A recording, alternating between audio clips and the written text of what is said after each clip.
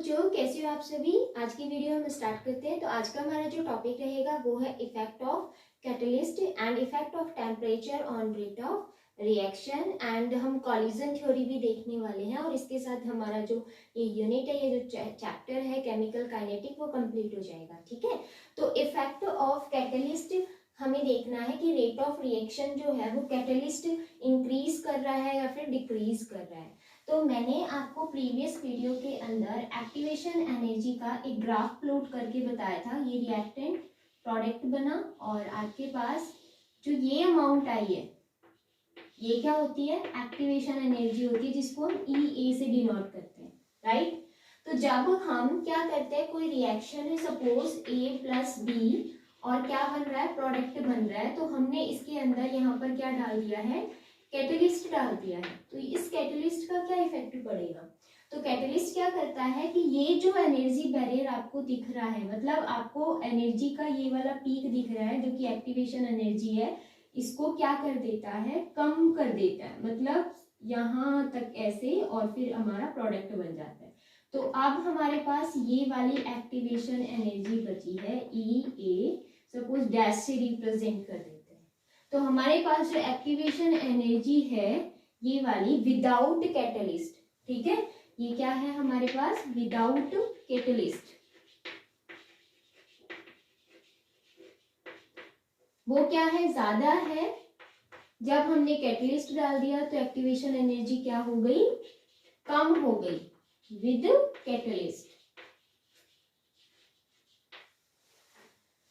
तो देख लो, अब यहाँ पर जब ये न्यू पाथ बना देगा तो जल्दी से देखो, एक तो आप यहाँ पर खड़े हो, ठीक है, आपको अपना घर पहुंचना है, सपोज ये आपका घर है, तो एक आपके पास पाथ ये है और एक पाथ ये है। तो आप कौन से पाथ में? ये पाथ 1 है, ये पाथ 2 है। कौन से पाथ से जल्दी पहुंचोगे? 2 से, सिंपल।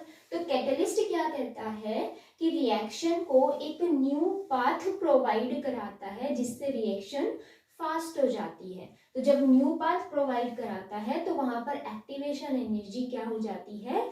कम हो जाती है, ठीक है। तो लोअर एक्टिवेशन एनर्जी के साथ न्यू पाथ प्रोवाइड कराएगा, जिसकी वजह से क्या होगा? एक्टिवेशन एनर्जी जैसे डिक्रीज हो जाती है तो जो मॉलिक्यूल कोलाइड्स कर रहे हैं, ए और बी हमारे रिएक्टेंट है जो कि कोलाइड्स कर रहे हैं, उनको फ्रैक्शन ऑफ मॉलिक्यूल भी बोल सकते हैं। तो फ्रैक्शन ऑफ मॉलिक्यूल जो है वो क्या हो जाता है? इंक्रीज हो जाता है। रिएक्शन बहुत ही ज्यादा फास्ट हो जाती है फिर जब फ्रैक्शन ऑफ मॉलिक्यूल इंक्रीज होगा तो, ठीक है। तो इसमें आपको सिंपली क्या लिखना है कि जो कैटलिस्ट होता है वो क्या करता है? प्रोवाइड कराता है एक new path with lower activation energy, ठीक है। सिंपल, बस सिंपलेस्ट लाइन लिखनी है आपको। अगर ये आ जाता है तो आप ये लिखोगे catalyst provide a new path for reaction having lower activation energy, lower activation energy। अगर एक्टिवेशन एनर्जी कम हो जाती है तो क्या होगा? देखो, we know that fraction of जो मॉलिक्यूल होता है, फ्रैक्शन ऑफ मॉलिक्यूल, वो क्या होता है? उसका क्या फॉर्मूला होता है? हम F से डिनोट करते हैं इसको। F is equal to exponential power minus E A by R T.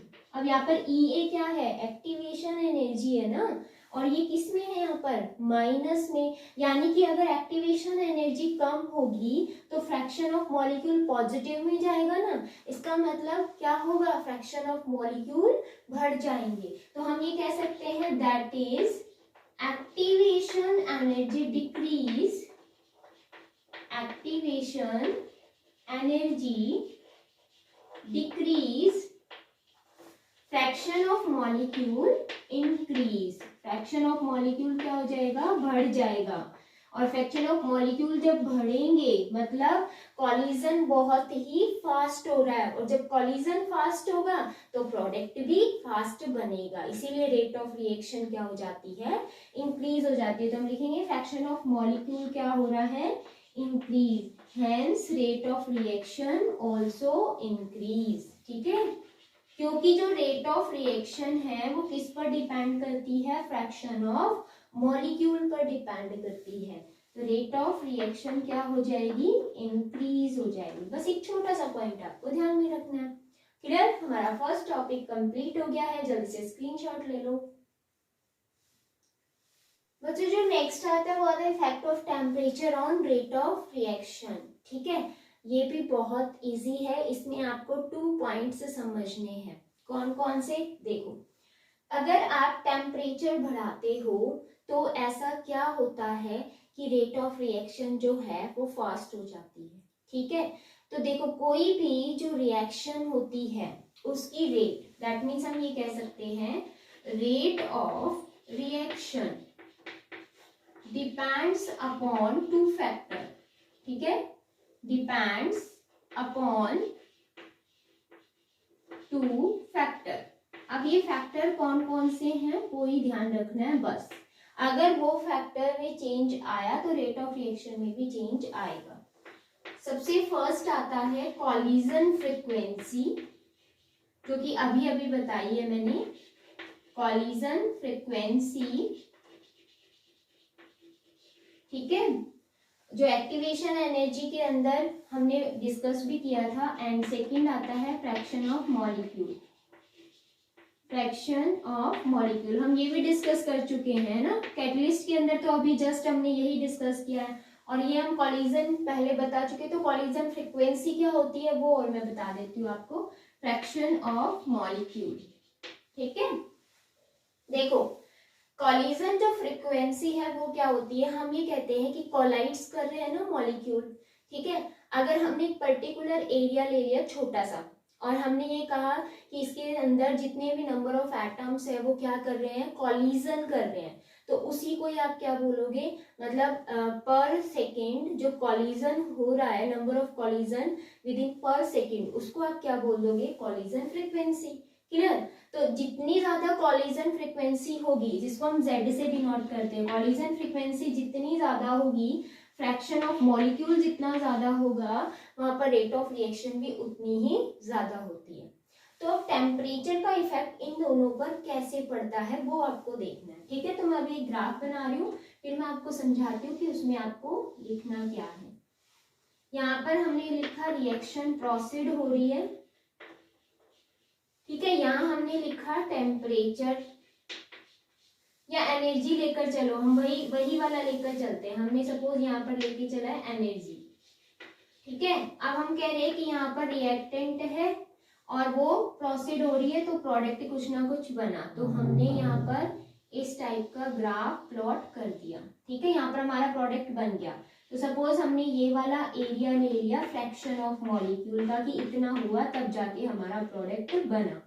Clear, तो हमने इसको नाम दे दिया ABCD। ठीक है, यहाँ पर हमारे पास टेम्परेचर है T1। क्लियर, हमारे पास ये एक्टिवेशन एनर्जी रहेगी, ये एक्टिवेशन एनर्जी EA1 है। ठीक है, या EA लिख दो।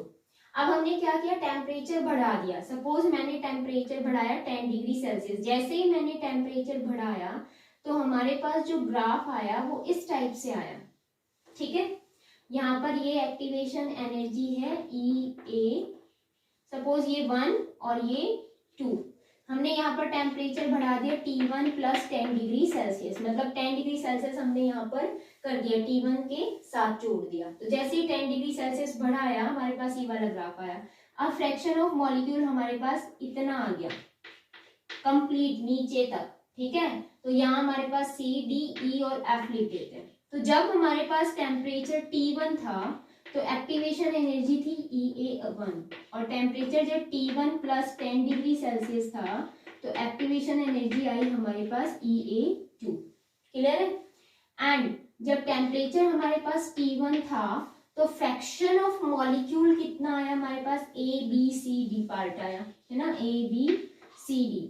एंड जब टेम्परेचर हमारे पास क्या था T1 प्लस 10 डिग्री सेल्सियस, तो हमारे पास फ्रैक्शन ऑफ मॉलिक्यूल क्या आया, ABEF। ठीक है, ABFE लिख दो या EF लिख दो, हमारे पास ये आया। क्लियर, तो अब इन्हीं पॉइंट से हम समझेंगे। समझ आ गया। तो देखो सिंपल है, फ्रैक्शन ऑफ मॉलिक्यूल, एक तो हम एक्टिवेशन एनर्जी से भी बता सकते हैं, जो कि अभी कैटलिस्ट में हमने बताया कि यहाँ पर क्या हो रहा है कि जब हम टेम्परेचर बढ़ा रहे हैं तो एक्टिवेशन एनर्जी कम हो रही है, और एक्टिवेशन एनर्जी कम होगी तो फ्रैक्शन ऑफ मॉलिक्यूल बढ़ रहा है, जो कि अभी साफ साफ दिख रहा है। पहले एरिया कितना था, ABCD सिर्फ इतना सा एरिया था, ये वाला एरिया था बस, है ना। लेकिन जैसे हमने टेम्परेचर बढ़ाया, देखो फ्रैक्शन ऑफ मॉलिक्यूल का एरिया क्या हो गया है, बढ़ गया है। तो यहाँ पर ये चीज है क्या, area of fraction of molecule, ये डिनोट कर रहा है जो प्रोडक्ट बन रहा है तब, ठीक है। ये भी सेम वही चीज है। तो जैसे ही हमने टेम्परेचर बढ़ाया, फ्रैक्शन ऑफ मॉलिक्यूल क्या हो गया है, बढ़ गया है। और फ्रैक्शन ऑफ मॉलिक्यूल जब बढ़ता है तो रेट ऑफ रिएक्शन भी बढ़ती है। क्यों? क्योंकि जो रेट ऑफ रिएक्शन होती है वो डायरेक्टली प्रोपोर्शनल होती है collision frequency and fraction of molecule की, ठीक है। तो जब कॉलिजन फ्रीक्वेंसी भी बढ़ेगी तब भी क्या होगा, यहाँ पर रेट ऑफ रिएक्शन बढ़ेगी। तो ये चीज तो समझ आ गई होगी फ्रैक्शन ऑफ मॉलिक्यूल। अब कॉलिजन फ्रीक्वेंसी कैसे बढ़ रही है टेम्परेचर बढ़ाने पर, तो देखो जो कॉलिजन फ्रीक्वेंसी है वो क्या होती है, मैंने अभी बोला कि एक पर्टिकुलर एरिया के अंदर यहाँ पर आपके पास suppose number of atoms present है, नंबर ऑफ एटम किसके, रिएक्टेंट के, ठीक है, हम रिएक्टेंट की बात कर रहे हैं, यहाँ पर नंबर ऑफ एटम प्रेजेंट है। तो मैंने अभी क्या बोला, पर सेकेंड टेम्परेचर क्या, सॉरी नंबर ऑफ कॉलिजन हो रहा है यहाँ पर एटम्स के बीच में, उसको हम क्या बोलते हैं, कॉलिजन फ्रीक्वेंसी बोलते हैं, ठीक है। अब आपने यहाँ पर टेम्परेचर बढ़ा दिया, टेम्परेचर ज्यादा दिया, तो जो मॉलिक्यूल्स होंगे एक दूसरे के साथ टकराएंगे ना, कॉलिजन क्या होगा, फास्ट होगा। जब टेम्परेचर इंक्रीज करोगे तो कॉलिजन भी क्या होगा, फास्ट होगा, और नंबर ऑफ कॉलिजन पर सेकेंड क्या हो जाएगा, इंक्रीज। इसका मतलब क्या हो गया, कॉलिजन फ्रीक्वेंसी भी इंक्रीज हो गई है, और जैसे इंक्रीज होगी यहाँ पर रेट ऑफ रिएक्शन भी क्या हो जाएगी, इंक्रीज हो जाएगी। क्लियर है? तो ये पॉइंट्स लिखने के बाद जो मैंने आपको एक्सप्लेन किया वो आप अपनी लैंग्वेज में लिखोगे। क्लियर है? सिंपल, सबसे पहले ये लाइन लिखना है, देन उसके बाद आप क्या लिखोगे कि जब हम टेम्परेचर को इंक्रीज करते हैं, when temperature increase number of collision in a particular area will be increased, that means collision frequency increase. clear? उसके बाद आप ये लिखोगे when temperature increase every 10 degree Celsius rise fraction of molecule will be increase and activation energy also decrease, ठीक है। और जब fraction of molecule increase होगा तो रेट ऑफ रिएक्शन भी increase, because rate of reaction is directly proportional to the collision frequency and fraction of molecule. Clear है ये points, ये आपको एक्सप्लेन करने हैं, ठीक है। तो rate of catalyst and rate of temperature हमारा टॉपिक कंप्लीट है। जल्दी से स्क्रीनशॉट ले ले, फिर नेक्स्ट स्टार्ट करते हैं। देखो बच्चों, जो कॉलिजन थ्योरी है नेक्स्ट टॉपिक, क्योंकि हम अभी पढ़ते आ रहे थे इफेक्ट ऑफ टेम्परेचर में भी हमने कॉलिजन पढ़ा, कॉलिजन फ्रीक्वेंसी पढ़ी, तो एक्चुअल में ये कहाँ से आई थी ये चीज, ठीक है। तो ये आया था कॉलिजन थ्योरी से। तो कॉलिजन थ्योरी क्या कहता है वो आपको देखना है, ठीक है। अब देखो, कोई भी रिएक्टेंट जब प्रोडक्ट बनाता है तो एक्चुअल में वो कैसे बनाता है, तो जो रिएक्टेंट्स होते हैं, हमने दो रिएक्टेंट लिया या एक रिएक्टेंट लिया, उसको हमने हीट किया, तो क्या होता है, उनके जो एटम्स होते हैं, जो मॉलिक्यूल होते हैं ना, एक दूसरे के साथ टकराते हैं, ठीक है, जिसकी वजह से क्या होता है, उनमें कॉलिजन होता है।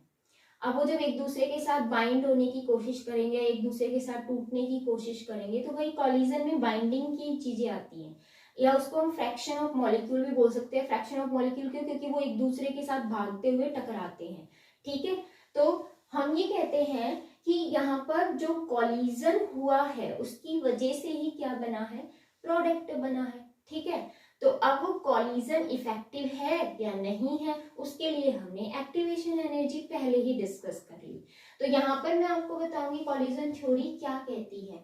कॉलिजन थ्योरी ये कहती है कि कोई भी जो रिएक्शन होती है उसकी रेट किस पर डिपेंड करती है, कॉलिजन फ्रीक्वेंसी पर एंड फ्रैक्शन ऑफ मॉलिक्यूल पर, जो कि मैंने अभी ये पॉइंट पहले भी बता दिया था, तो वो कॉलिजन थ्योरी से ही आया है।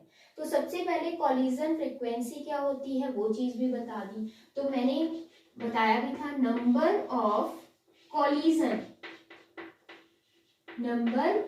Collision in per second, number of collision per second in per unit volume is called collision frequency। ठीक है, इवन मैंने ये सारी चीजें बता दी, लेकिन अभी दोबारा क्यों बता रही हूँ, क्योंकि अभी देखो कॉलिजन फ्रीक्वेंसी जिसको हम Z से रिप्रेजेंट करते हैं, ठीक है, क्लियर है। तो अकॉर्डिंग टू कॉलिजन थ्योरी क्या होता है, according to collision theory rate of reaction depends upon, क्या आप लिख लोगे, ठीक है, मैं डायरेक्ट लिख रही हूँ, rate of reaction depend upon the collision frequency and fraction of molecule, that means directly proportional to the collision frequency and fraction of molecule। Clear है। अब काइनेटिक थ्योरी क्या कहती है, अकॉर्डिंग टू काइनेटिक थ्योरी, ये चीज भी मैंने आपको बता दी थी कि फ्रैक्शन ऑफ मॉलिक्यूल क्या होता है, एक्सपोनेंशियल माइनस EA/RT, है ना, ये एक्टिवेशन एनर्जी होती है। तो अगर हम ये फ्रैक्शन ऑफ मॉलिक्यूल यहाँ पर पुट करें तो क्या आ जाएगा, rate of reaction is Z into E⁻EA/RT, ये एक्सपोनेंशियल फॉर्म होती है, ठीक है। अब यहाँ पर आपको अच्छे से समझ आ गया होगा कि एक्टिवेशन एनर्जी कम होती है तो रेट ऑफ रिएक्शन फास्ट होगी, क्योंकि पॉजिटिव में जाएगी। कॉलिजन ज्यादा होगा तो कॉलिजन फ्रीक्वेंसी ज्यादा होगी, और कॉलिजन फ्रीक्वेंसी ज्यादा होगी तो रेट ऑफ रिएक्शन भी फास्ट होगा। तो ये सारी चीजें कॉलिजन थ्योरी ने पहले ही बता दी थी, ठीक है। तो इसीलिए मुझे ये बताना पड़ा कि ये चीजें कहाँ से आई। आप सोचोगे कि इफेक्ट ऑफ टेम्परेचर में भी ये पॉइंट बताया मैम ने, तो ये कॉलिजन थ्योरी से आया। क्लियर। आप देखो इतना ही सफिशिएंट नहीं होता है, इफेक्टिव कॉलिजन के लिए और क्या चीजें जरूरी हैं, यानी कि necessary condition for effective collision क्या होता है वो मैं आपको और बताने वाली हूँ। तो पहले इसका स्क्रीनशॉट ले लो, फिर देखो बच्चों, नेसेसरी जो कंडीशन होती है इफेक्टिव कॉलिजन के लिए, ये कॉलिजन थ्योरी के अंदर ही आएगा सारा, ठीक है। तो सबसे फर्स्ट तो होती है थ्रेशोल्ड एनर्जी एंड उसी के साथ एक्टिवेशन एनर्जी भी आ जाती है। एंड सेकंड आता है ओरिएंटेशन। क्या आता है, ओरिएंटेशन। ये बहुत इंपॉर्टेंट है, अच्छे से देख लेना। थ्रेशोल्ड एनर्जी आपको करवाया हुआ है, वो आप लिख देना। ओके, ओरिएंटेशन क्या होता है, देखो ओरिएंटेशन दो होगा, एक प्रॉपर और एक इम्प्रॉपर। तो अगर प्रॉपर ओरिएंटेशन होता है तो इफेक्टिव कॉलिजन होगा, और इफेक्टिव कॉलिजन होगा तो रेट ऑफ रिएक्शन फास्ट होगी। क्लियर। तो हमें सिर्फ क्या देखना है, प्रॉपर ओरिएंटेशन। सपोज कोई एक रिएक्शन है, जैसे कि मैंने यहाँ पर दे दी CH3, यहाँ पर हाइड्रोजन हाइड्रोजन हाइड्रोजन लगा दिए, ठीक है, और यहाँ पर लगा दिया मैंने OH, या फिर Br लगा दो, कुछ भी लगा दो आपका मन करे, वो नेगेटिव आयन होना चाहिए Br, ठीक है। हम ये कहते हैं इसकी इलेक्ट्रोनेगेटिविटी ज्यादा होती है कार्बन के कंपेयर में, तो इस पर पार्शियली नेगेटिव चार्ज आता है और इस पर पार्शियली पॉजिटिव चार्ज आता है। अब हम क्या कर रहे हैं, इसमें रिप्लेसमेंट कर रहे हैं इसकी OH नेगेटिव आयन से।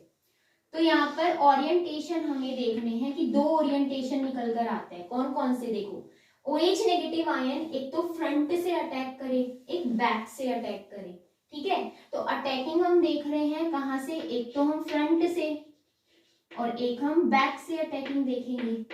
तो अगर फ्रंट में आता है तो क्या होगा, देखो यहाँ पर है हाइड्रोजन्स Br नेगेटिव, एंड आ कौन रहा है, OH नेगेटिव, फ्रंट से आ रहा है, सामने से आ रहा है, तो देखो ये नेगेटिव इस नेगेटिव को क्या करेगा, रिपल्शन होगा, यानी कि ये इसके साथ कार्बन के साथ बॉन्डिंग कर ही नहीं पाएगा इसको रिमूव करके।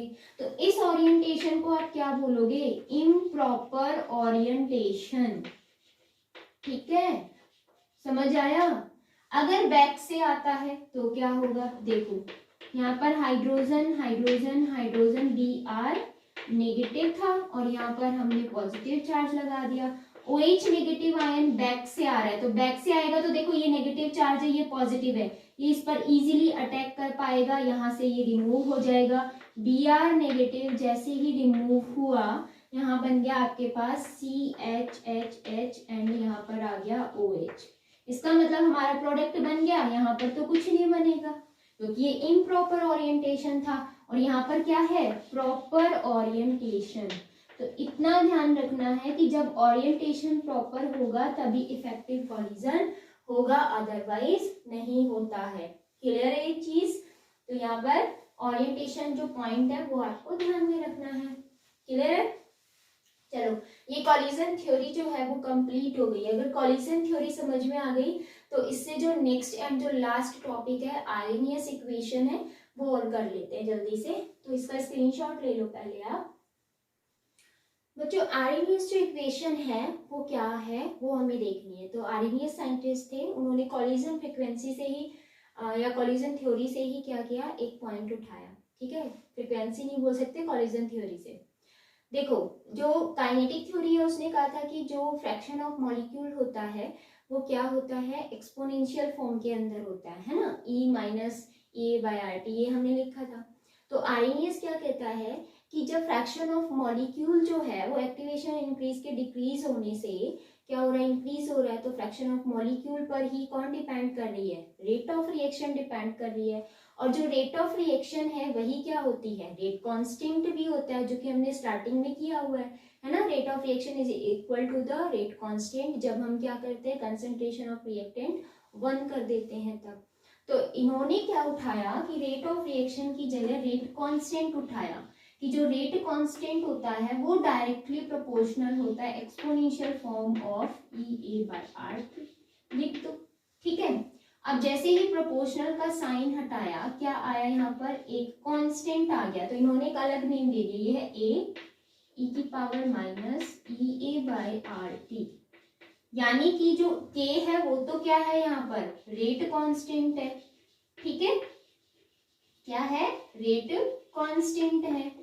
A जो नाम दिया ये एक्सपोनेंशियल फॉर्म है ना, तो A से पहले आ रहा है, E से पहले आ रहा है, दैट मीन्स इसको नाम दिया pre exponential form, pre exponential form या कांस्टेंट, नॉट फॉर्म, कांस्टेंट। ठीक है, प्री एक्सपोनेंशियल कांस्टेंट, ये एक्सपोनेंशियल फॉर्म होती है। E क्या है, activation energy, R is the constant, T is the temperature. ये चीजें आप सारे यहाँ पर मेंशन करोगे। ठीक है, अब हम क्या करते हैं, इसमें हम लोगरिथम लेते हैं, टेकिंग लोगरिथम इन बोथ या ऑन बोथ साइड। ठीक है, बोथ साइड। लो भाई, क्या आएगा, ln k is equal to ln, और यहाँ पर क्या आ गया, E-EA/RT। अब एक चीज समझना बच्चों, ये दोनों चीज क्या है, मल्टीप्लाई में है ना, और जब इसके आगे हम लॉगरिथम लगाते हैं तो मल्टीप्लाई वाली चीजें किस में चली जाती है, प्लस में। ठीक है, और जो माइनस वाली चीजें होती है वो डिवाइड में, यानी कि डिवाइड वाली माइनस, मल्टीप्लाई वाली प्लस। तो इसका मतलब हम इसको किस फॉर्म में लिखेंगे, इसको ऐसे लिखेंगे, ln A plus ln E⁻⁻EA/RT। ठीक है, ये पावर हो गई। अब आपको पता है लॉगरिथम जब लेते हैं तो जो पावर होती है वो कहाँ आ जाती है, आगे, ये एक्सपोनेंशियल फॉर्म में, दैट मीन्स 1 आना ही है। तो ये क्या आया, ln k is equal to ln A plus नहीं, ये माइनस के तो माइनस आगे आ गया, माइनस EA/RT। क्लियर। अब हमें क्या करना है, log बेस ऑफ 10 में कन्वर्ट करना है इसको। जब हम log बेस ऑफ 10 में कन्वर्ट करेंगे तो क्या आ जाएगा, देखो यहाँ पर आएगा 2.303 log k आया ना, इज इक्वल टू, फिर क्या लिखोगे 2.303 log a minus E A by R T. ये एज इट इज लिख दो, इसमें थोड़ी ना लॉगरिथम था जो हम log बेस ऑफ 10 में कन्वर्ट करेंगे। अब ये वैल्यू इधर ले आओ तो क्या बचेगा, log k is equal to 2.303 था, और ये जब नीचे जाएगा तो कैंसिल आउट हो जाएगा, डायरेक्ट लिख दो log a minus E A divided by, अब ये इसके भी तो डिवाइड में जा रहा है इसके साथ साथ, तो यहाँ पर क्या आ जाएगा 2.303 आर टी। सभी को समझ आया ना, इसको उठाया मैंने और इसके नीचे लगा दिया, इसके भी नीचे और इसके भी नीचे, तो यहाँ तो कैंसिल आउट हो जाएगा बट यहाँ पर बचेगा, तो हमारे पास ये वाली इक्वेशन आ गई। ठीक है, अब आप सपोज करो कि आपने जो टेम्परेचर है वो क्या कर दिया है, चेंज कर दिया है, और जब आप टेम्परेचर चेंज करोगे तो रेट ऑफ रिएक्शन भी चेंज होगी, दैट मीन्स जो रेट कांस्टेंट है वो भी तो चेंज होगा, है ना। तो अभी हम यहाँ पर इफेक्ट ऑफ टेम्परेचर करने वाले हैं इसी रिएक्शन पे।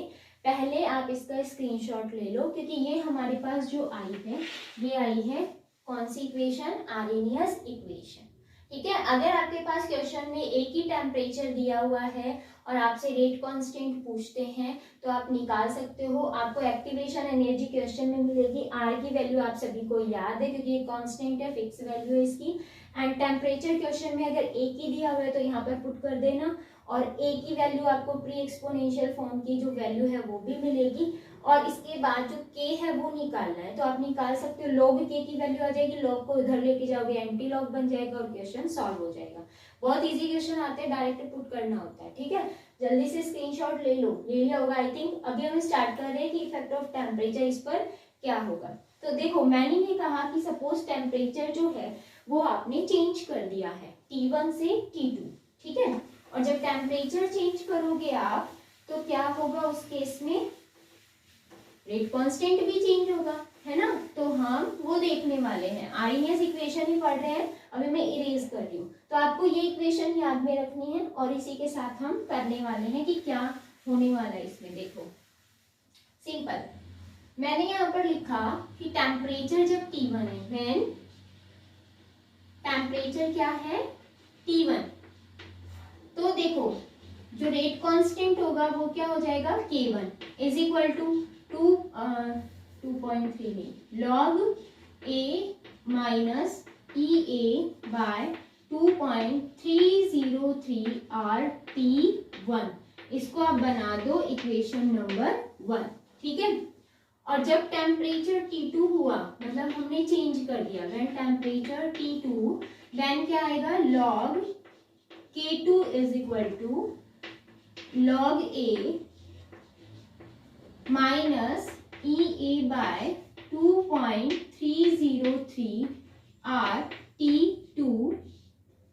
ये हमारी इक्वेशन नंबर 6, क्लियर है। अब देखो अब क्या करना है इन दोनों इक्वेशन के साथ में, हम कर देंगे सब्सट्रैक्ट, ठीक है। सब्सट्रैक्ट इक्वेशन 1 फ्रॉम इक्वेशन 2, हमें सब्सट्रैक्ट करनी है। तो हमारी इक्वेशन 2 क्या है, log K2, है ना, log K2 minus log K1 करना है हमें।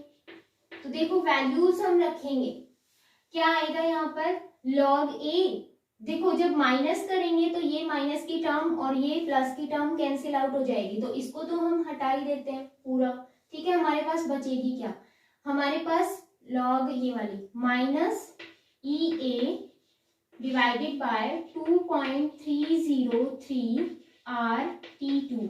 एक तो हमारे पास ये है K2 के साथ साथ, है ना, माइनस कर दो, और हमारे पास अब क्या बचा, माइनस की टर्म है ना ये साथ रखनी है, minus E A divided by 2.303 RT1, यही तो बचा, ठीक है। log A के आगे माइनस प्लस तो है नहीं, तो हम ये माइनस करते और ये प्लस की रहती, कैंसिल आउट तो होना ही है।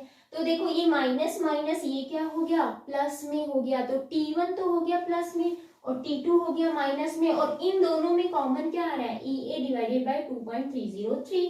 तो हम ऐसे लिख सकते हैं लॉग। अब देखो जब लॉग होता है, लॉग में भी हम कॉमन लेते हैं, तो माइनस की टर्म क्या होती है, डिवाइड में जाती है, तो हम लिखेंगे log K2 divided by K1 is equal to EA divided by 2.303 R। ये तो कॉमन आ गया। अब हमारे पास अंदर क्या बचा, देखो माइनस माइनस प्लस, प्लस की टर्म हो गई T1, तो हम लिखेंगे 1 by T1 plus 1 by T2, plus नहीं सॉरी माइनस, माइनस का साइन है ना, माइनस। ठीक है, समझ आया आपको? तो ये हमारे पास इक्वेशन आ गई। अगर हम एलसीएम लेके करते हैं तो क्या आ जाएगा, log K2 divided by K1 is equal to EA divided by 2.303 R। LCM ले लो T1 T2, तो क्या आ जाएगा, T2 माइनस T1। ये हमारे पास आ गई है इक्वेशन, आर्हेनियस इक्वेशन। जब आपके पास क्वेश्चन में दो टेम्परेचर दे रखे हैं और दो क्या दे रखे हैं, रेट कांस्टेंट, और आपसे पूछे एक्टिवेशन एनर्जी कैलकुलेट करो, तो आप कर सकते हो। ठीक है, तो क्वेश्चन में एक्टिवेशन एनर्जी कैलकुलेट करना पूछ सकता है, या फिर एक्टिवेशन एनर्जी दे देगा, टेम्परेचर दे देगा, एक कांस्टेंट की वैल्यू मिलेगी, दूसरे की निकालनी पूछ लेगा। ठीक है, इस टाइप से। तो बहुत इजी क्वेश्चन होते हैं, इसके में न्यूमेरिकल नहीं कराओगे, आप खुद से करोगे। अगर आपको कोई भी डाउट होता है तो आप कमेंट सेशन के अंदर लिखकर भेज देना, अगर जरूरत पड़ी तो फिर मैं वीडियो बना दूंगी। ठीक है, तो जल्दी से स्क्रीनशॉट ले लो। और बच्चों मेरी तरफ से जो ये चैप्टर है वो कंप्लीट हो गया है, केमिकल काइनेटिक। ठीक है, तो नेक्स्ट वीडियो के अंदर हम नया चैप्टर लेकर आएंगे। Take care.